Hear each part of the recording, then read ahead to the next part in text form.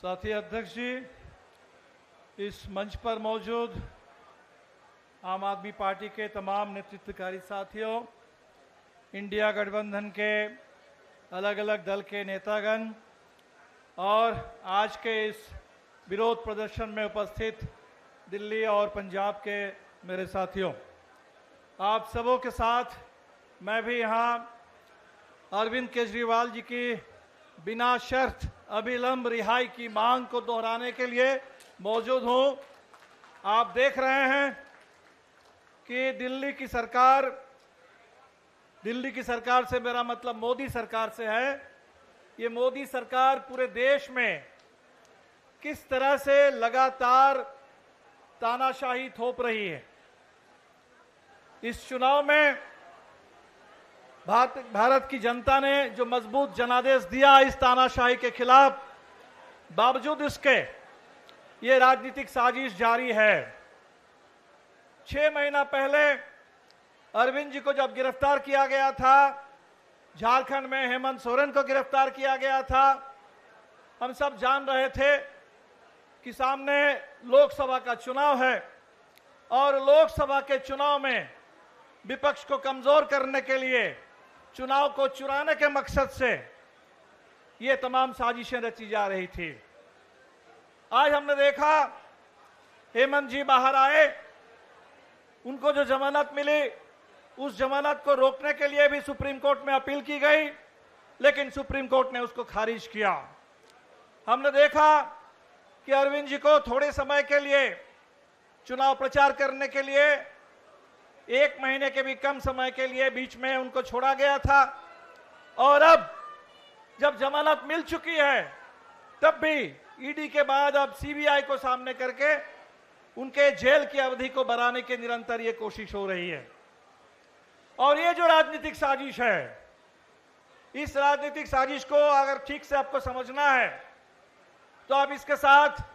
सरकार के उस कदम को भी जोड़ के देखिए कि सबसे पहले दिल्ली सरकार के अधिकारों को छीना गया। जो दिल्ली सरकार का अपना अधिकार क्षेत्र है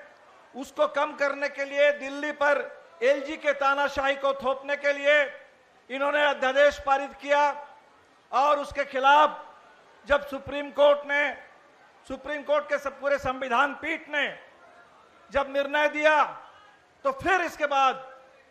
पार्लियामेंट से मोदी सरकार ने अपना कानून बना दिया। तो एक तरफ दिल्ली की चुनी हुई सरकार, भारी बहुमत से जीती हुई सरकार, उस सरकार के अधिकारों में लगातार कटौती, उसके पूरे अधिकार को छीन करके एलजी की तानाशाही को थोपना और ऊपर से फिर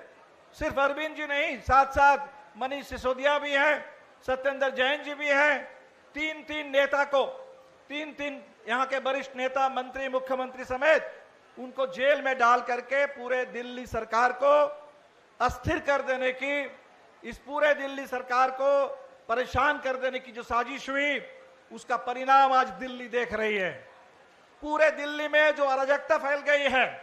इस अराजकता की पूरी जिम्मेदारी मोदी सरकार को है। आज हमने देखा कि दिल्ली के अंदर ये जो अराजकता है उसके चलते अभी राजेंद्र नगर में जिस तरह से हमारे यूपीएससी की तैयारी कर रहे 3 छात्र को, मैं तो कहूंगा कि उनको शहादत देनी पड़ी। इस सरकार ने इन लोगों को, छात्रों की जान ले ली। इस पूरे दिल्ली में प्रशासनिक अराजकता के जरिए भारतीय जनता पार्टी ने आज उसका भी जवाब पूरी दिल्ली के साथ साथ पूरा हिंदुस्तान मांग रहा है। इस समय मोदी सरकार से इस अराजकता का जवाब आपको देना होगा। एक चुनी हुई सरकार को, उसको खत्म करने की, एक पार्टी को खत्म करने की साजिश से आज पूरे दिल्ली से लेकर के पूरे देश के अंदर जनजीवन को अस्त व्यस्त कर दिया गया। तो साथियों, पूरे इंडिया गठबंधन में हम लोगों ने तमाम जो हमारे साथी आज जेल में हैं, उन तमाम साथियों की रिहाई की मांग को लेकर के पूरे देश में इस समय हम लोग प्रदर्शन कर रहे हैं।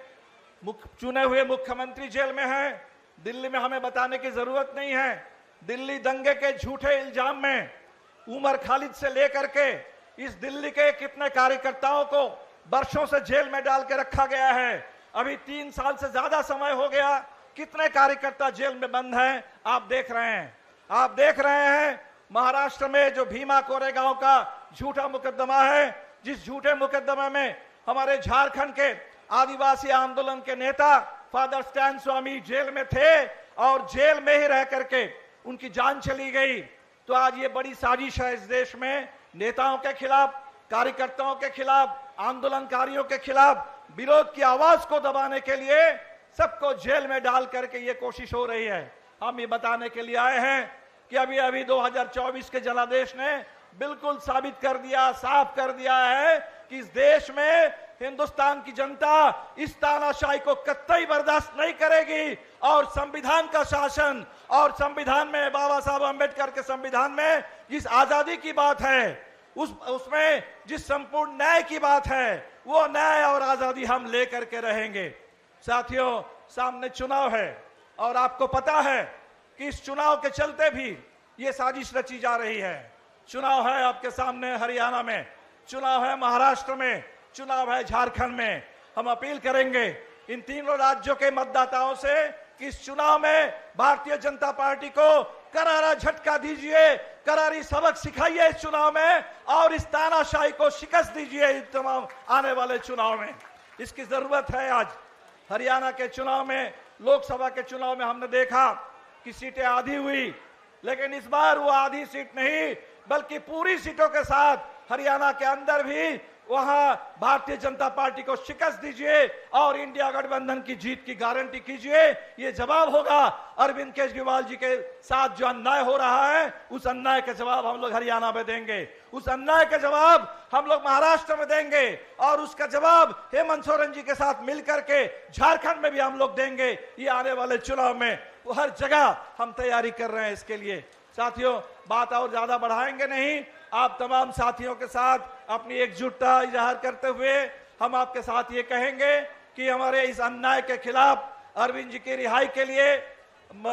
मनीष सिसोदिया जी की रिहाई के लिए, सत्येंद्र जैन की रिहाई के लिए तमाम नेता कार्यकर्ता इस देश के विरोध की आवाज के चलते जो भी साथी हमारे जेल में हैं, उन तमाम साथियों की रिहाई के लिए मजबूत आंदोलन की जरूरत है और इस आंदोलन में हमेशा आपके साथ कदम से कदम मिलाकर के, कंधे से कंधा मिलाकर के हम लोग चलेंगे। भारत की कम्युनिस्ट पार्टी मार्क्सवादी लेनिनवादी की ओर से और हमारे तमाम साथियों की ओर से ये वादा है आप सभी साथियों को, आपकी गोलबंदी के लिए, आपके राजनीतिक संकल्प के लिए आपको बहुत बहुत बधाई। इनकलाब जिंदाबाद। साथी अरविंद केजरीवाल की अविलंब बिना शर्त रिहाई हो।